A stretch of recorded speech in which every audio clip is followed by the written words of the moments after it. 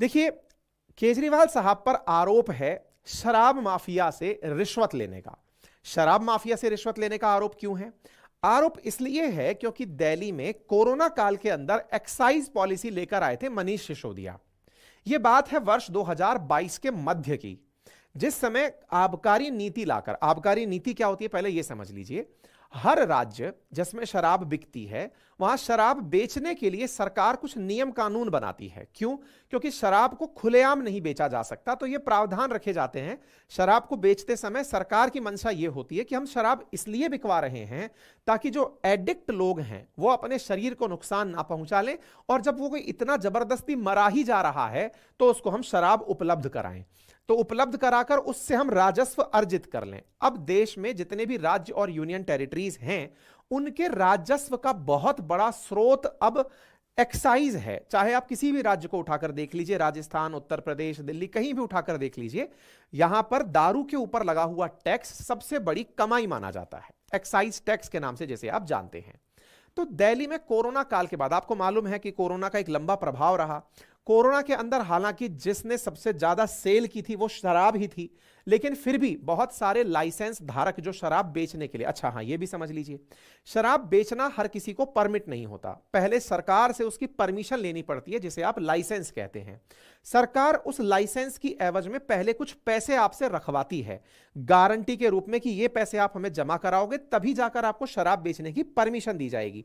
तो उस परमिशन की बदौलत ही कोई व्यक्ति शराब का कारोबार कर सकता है। राज्य सरकारें अपने नियम से यह निर्धारित करती हैं कि कितने वार्डों में शराब बिकने की परमिशन दी जाएगी, अधिकतम कितनी दुकानें खुलेंगी, इन दुकानों के अलावा कहीं शराब और नहीं बिकेगी, शराब का कहीं विज्ञापन नहीं होगा, शराब को अधिकृत शराब की दुकान के अलावा कहीं और नहीं बेचा जाएगा। ये तमाम बातें शराब पॉलिसी के अंदर मेंशन की जाती हैं। यह सारा की सारा मामला उसी शराब की नीति से है। मनीष सिसोदिया उस समय एक्साइज मिनिस्टर यानी आबकारी के मंत्री हुआ करते थे। उनके एक फैसले से मनीष सिसोदिया, संजय सिंह और के कविता, तीनों की तीनों फिलहाल बड़े लोग गिरफ्तार हो चुके हैं। अब अरविंद केजरीवाल जी भी जेल जा चुके हैं। ठीक है साहब, केजरीवाल जी जेल कैसे गए, अब उसके पीछे की कहानी सुनिए साहब। देखिए, आपको जो यहां पर लोग दिख रहे हैं, इन सारे लोगों को एक बार के लिए संभवतया याद नाम नहीं रख पाएंगे क्योंकि चर्चित नाम इनमें से मनीष सिसोदिया और संजय सिंह ही हैं।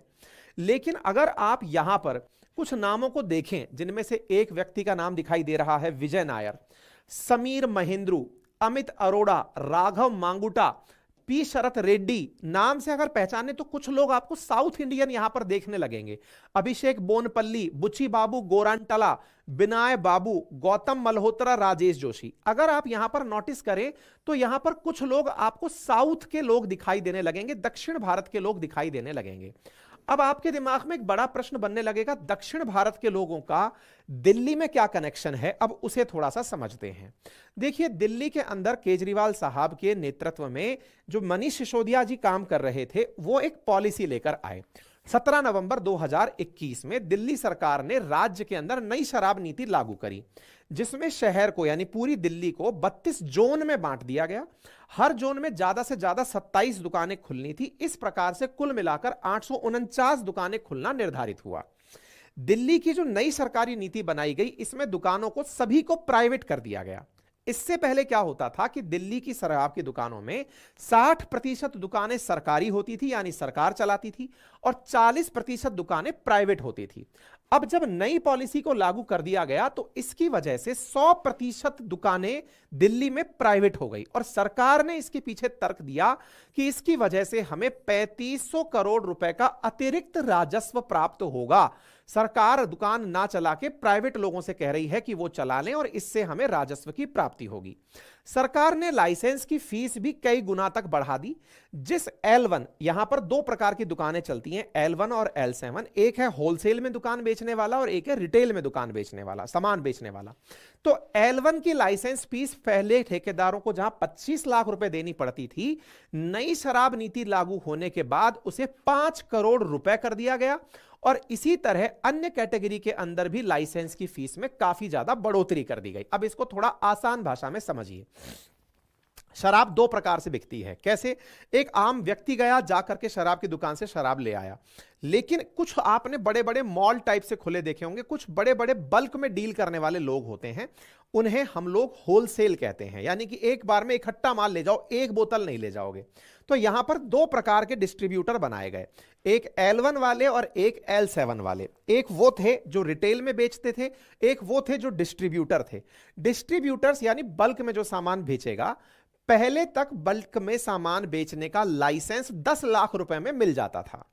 केजरीवाल साहब ने इसको 5 करोड़ रुपए में कर दिया। वहीं जो रिटेल में बिकने वाला 8 लाख रुपए का लाइसेंस था, वो बढ़ा करके 11.25 करोड़ में कर दिया। यानी कि अगर आप प्राइजेस में बढ़ोतरी देखें तो कितना प्रतिशत यहां पर वृद्धि कर दी गई, इससे आप अंदाजा लगाकर देखिए कि अच्छा, और इंटरेस्टिंग बात है कि जब इस प्रकार से करके आपने 850 दुकानें खोल दी हैं, तो निश्चित ही इससे आपको लाभ होगा। तो सरकार को इससे लाभ हुआ। जहां पहले 6,000 करोड़ रुपए ही सरकार को राजस्व प्राप्त होता था सरकारी खजाने में, अब 9500 करोड़ रुपए प्राप्त होने लगेगा। यह विचार दिमाग में आ गया, यानी सरकार का राजस्व बढ़ेगा, लगभग 3500 करोड़ रुपए सरकार को अतिरिक्त लाभ होगा।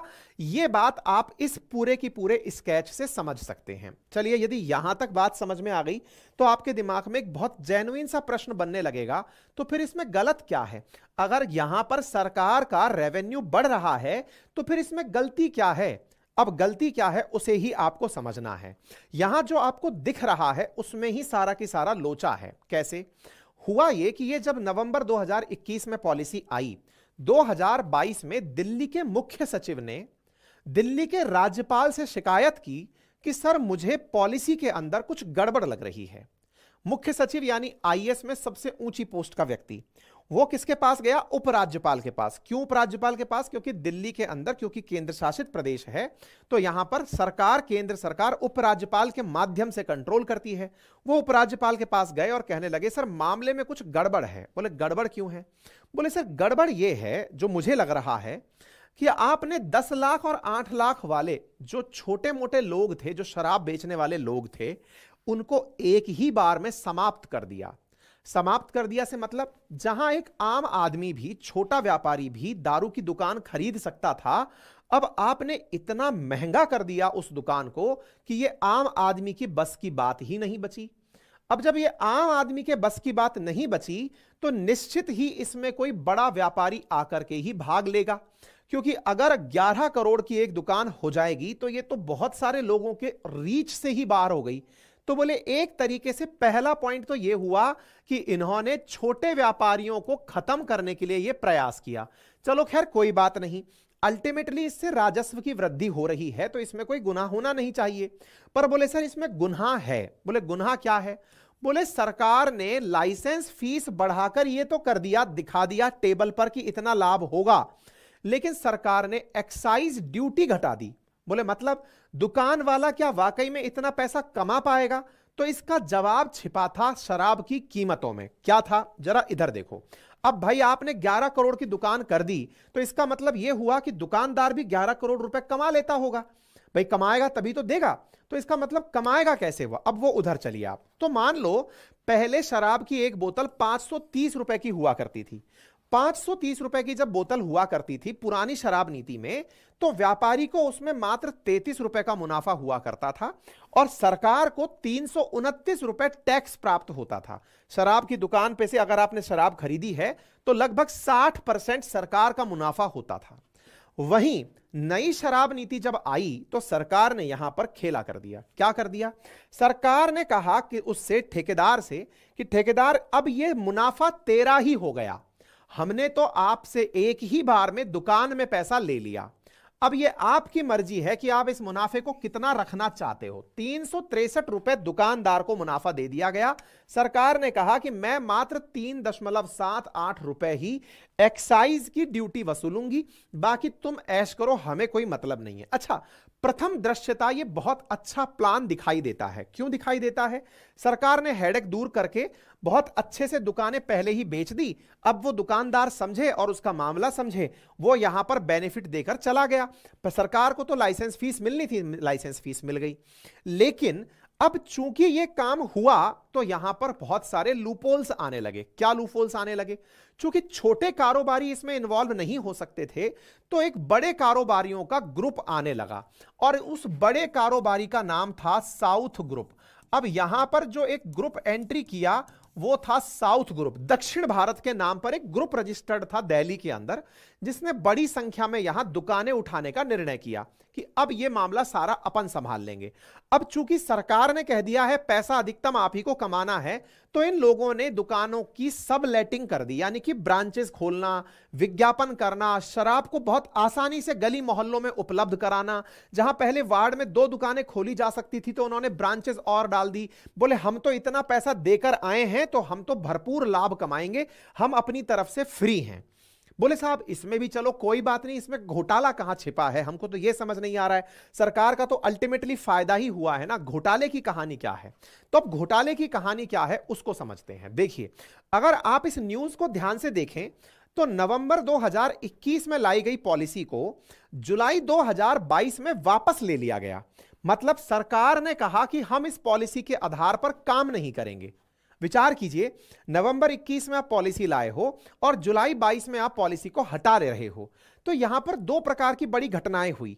जिसने दुकान पहले पैसे देकर खरीदी है वो निश्चित ही इस बात से खफा होगा कि मैं इतना पैसा दे चुका हूं आपको, अब आप पॉलिसी हटा रहे हो, मैंने इतना धंधा विकसित कर लिया तो मेरा तो नुकसान हो गया।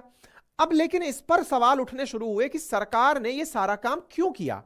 तो जुलाई 2022 से पहले ही वो जो चीफ सेक्रेटरी थे ना दिल्ली के, वो जाकर के किससे मिल लिए थे? लेफ्टिनेंट गवर्नर से, कि सर मामले में गड़बड़ है। सिसोदिया जी को जब ये बात समझ में आई कि मामला गड़बड़ पता चल गया है, इस विषय पर इन्होंने पॉलिसी को विड्रॉ कर लिया। यह वैसे हुआ जैसे आपने अगर 100 कमरे में लोग बैठे हों और आपने कहा मुझे पता है कि चोर कौन है, और चोर खुद उठ करके कह दे कि मैंने चोरी की है। सिसोदिया जी पर यह शक और गंभीर हो गया कि इसका मतलब इन्होंने, अगर मैंने शिकायत की और इन्होंने पॉलिसी वापस कर दी, इसका मतलब दाल में काला है नहीं, दाल ही काली है। तो दाल काली कैसे है? तो देखो, हुआ ये कि जो शराब के ठेकेदार थे ना, वो शराब के ठेकेदार अब सरकारी मुखबिर बन गए। मुखबिर मतलब जो सीबीआई और ईडी जांच करने आ रही थी उनके सहयोगी हो गए। सहयोगी कैसे? बोले सर हमें पता है कि मामले में गड़बड़ क्या है। बोले बताओ भाई क्या गड़बड़ है? बोले सर गड़बड़ यह है कि यह व्यक्ति हमको शराब लाइसेंस देने के नाम पर हमसे एडवांस पैसे लिया था, हमसे रिश्वत वसूली गई थी। बोले मतलब यह है कि तुम ही लोग, बड़े लोग इसको ले पाओगे, इसके लिए हमसे अलग से पैसे लिए गए थे कि हम तुम्हारे लिए पॉलिसी बनाएंगे। उनमें से एक व्यक्ति संजय अरोड़ा नाम का ठेकेदार सरकारी गवाह बन गया कि मैंने पैसे दिए थे, मैं गारंटी हूं इस बात की, तब जाकर सरकार ने हमें लाइसेंस दिया था। बोले उस पैसे का क्या किया? बोले उस पैसे का जो 22 के अंदर पंजाब में इलेक्शन हुआ था ना, उस इलेक्शन की फंडिंग करने के लिए जो केजरीवाल जी हैं, इन्होंने अपने जो मीडिया चीफ हैं उनको कह के कहा था कि ये मेरा लड़का है अय्यर अय्यर करके, बोले इसको पैसे दे दो। तो इस प्रकार से इन लोगों ने ठेके लेने की एवज में हमसे पैसे लिए थे। अब ये साउथ ग्रुप की कहानी क्या है? देखिए, तेलंगाना के जो सीएम हुआ करते थे चंद्रशेखर राव, उनकी बेटी है के कविता, हाल ही में वो भी गिरफ्तार हुई हैं। और उनकी क्या कहानी है? के कविता जी ने साउथ ग्रुप की लॉबिंग की थी केजरीवाल जी से बात कराने के लिए कि केजरीवाल जी, साउथ का एक ग्रुप है जो दिल्ली में आकर के दुकानें लेना चाहता है। तो बोले फिर? बोले आप उनको दुकानें दे दो, ये आपको ऊपर से जो पैसा होगा वो दे देंगे। अब आप कहेंगे ये तो केवल कयास ही हैं। अगर कह रही हैं आतिशी जी आकर मीडिया के सामने कि पैसा है कहां, दिख कहां रहा है पैसा, अरे वो पैसा तो इलेक्शन में खर्च हो गया। यही तो बात कही जा रही है कि पंजाब के इलेक्शन में दिल्ली के अंदर ये जो रिश्वत का पैसा आया था वहीं गया। तो इस प्रकार से लगभग 260 करोड़ रुपए इस पॉलिसी के अंदर से निकाल करके शुरुआती टोकन मनी के रूप में ही दे दिया गया था। यानी उन ठेकेदारों ने जब छोटे मोटे ठेकेदारों को खत्म कर दिया तो बड़े ठेकेदार अपनी तरफ से सरकार को पैसा पकड़ाकर फंडिंग कर दिए चुनाव में कि लीजिए सर चुनाव लड़िए आराम से। ठीक है, अब यहां पर एक बड़ा सवाल बनकर आया कि लेकिन इससे भी सरकार का तो फायदा ही हुआ। एक तरफ से तो सरकारी राजस्व बढ़ रहा है और दूसरी तरफ से चुनाव की फंडिंग भी हो गई। ये तो आम के आम और गुठलियों के दाम हो गए, पैसा किसी को मिला नहीं तो फिर करप्शन कैसे हुआ? करप्शन नियति के अंदर ऐसे हुआ कि यहां पर उन ठेकेदारों को लाभ पहुंचाने के लिए सरकार के द्वारा, आम आदमी पार्टी के द्वारा जो अभी बढ़ाकर फीस दिखाई गई थी, इस फीस में मध्य में चल के राहत दे दी गई।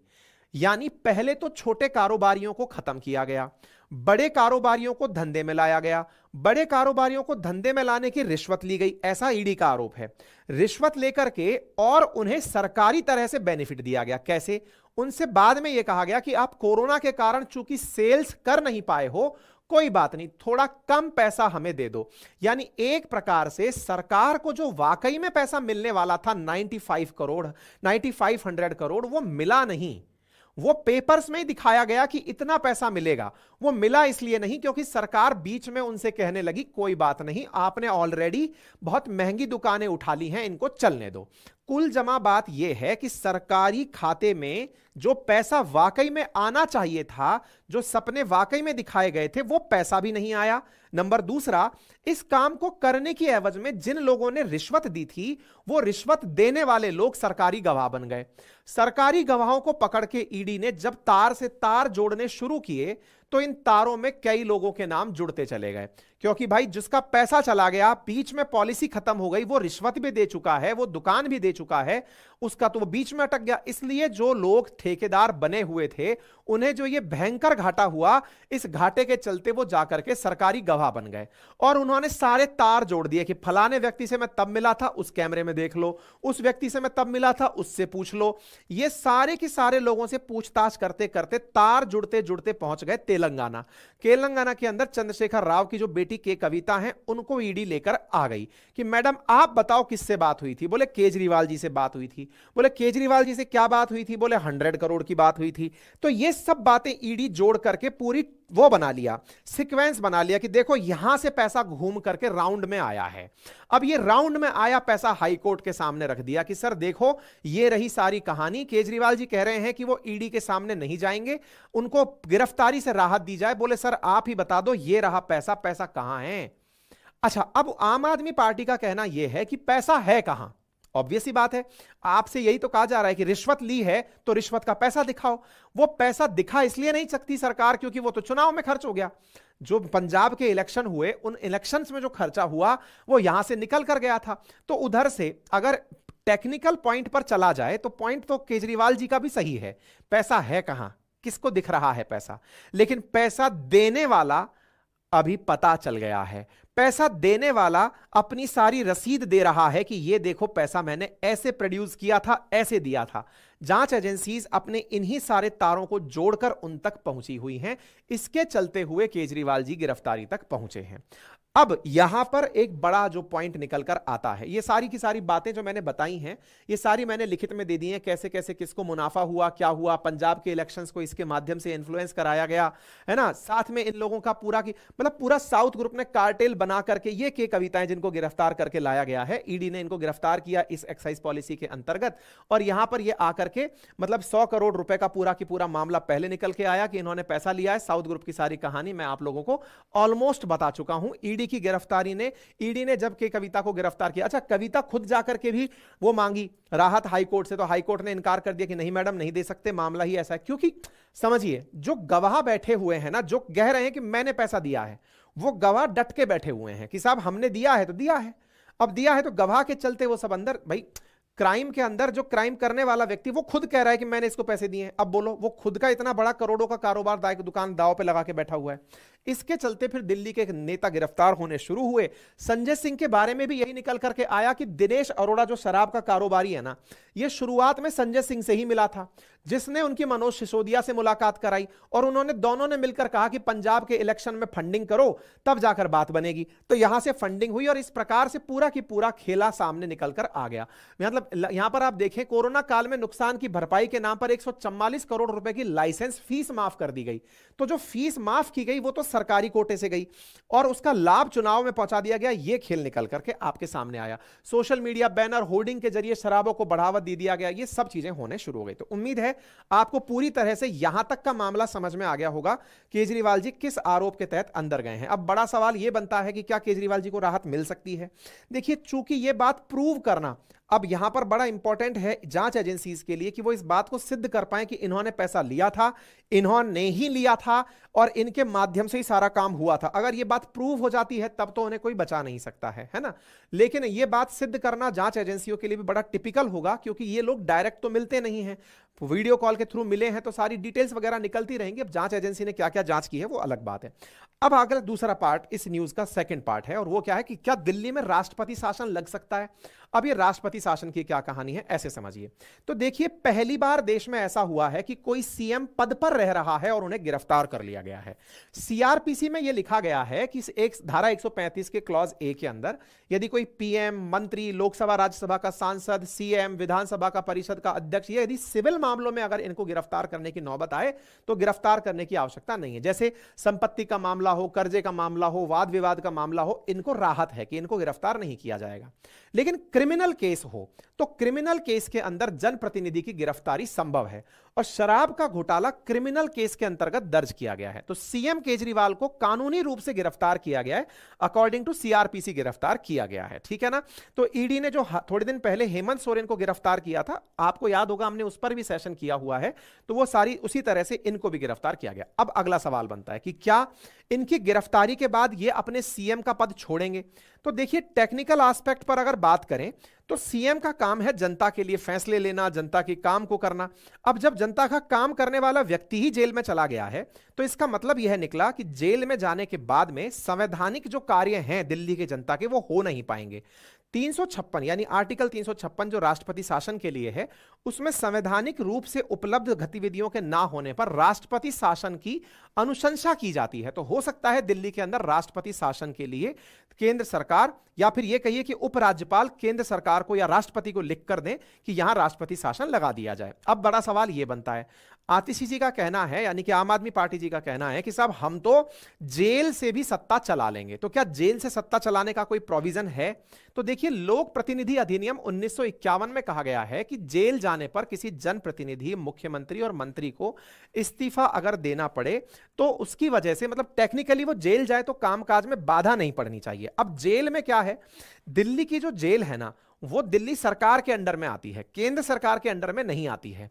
अगर ये जेल से शासन चलाना चाहेंगे तो जेल से शासन चला तो सकते हैं, पर मुसीबत क्या है, जिस कोर्ट ने इनको जेल भेजा है वो कोर्ट इस बात की परमिशन दे कि केजरीवाल जी जेल से शासन चला सकते हैं। अब बात करी जाए कि क्या इसका मतलब तो फिर कोई भी सीएम जेल चला जाएगा? नहीं। जनप्रतिनिधि अधिनियम के अंदर, लोक प्रतिनिधि अधिनियम 1951 की धारा 8 के क्लॉज 3 में कहा गया है कि यदि किसी जनप्रतिनिधि को 2 साल से अधिक की सजा मिलती है तो वो अपने पद के लिए अयोग्य हो जाता है। भले ही वो खुद जितनी भी जिद कर ले, लेकिन वो पद के लिए अयोग्य हो जाता है। इसका मतलब यह हुआ कि कोर्ट के ऊपर है कि वो उन्हें जेल से चलाने दे सरकार या ना चलाने दे, और अगर उन पर फैसला हो जाता है तो फिर वो जेल से भी सत्ता नहीं चला पाएंगे। ठीक है, तो उम्मीद है कि आप लोगों को यह बात समझ में आ गई। आतिशी जी का कहना है जरूरत पड़ी तो जेल से सरकार चलाएंगे। राष्ट्रपति शासन के अंतर्गत होता क्या है?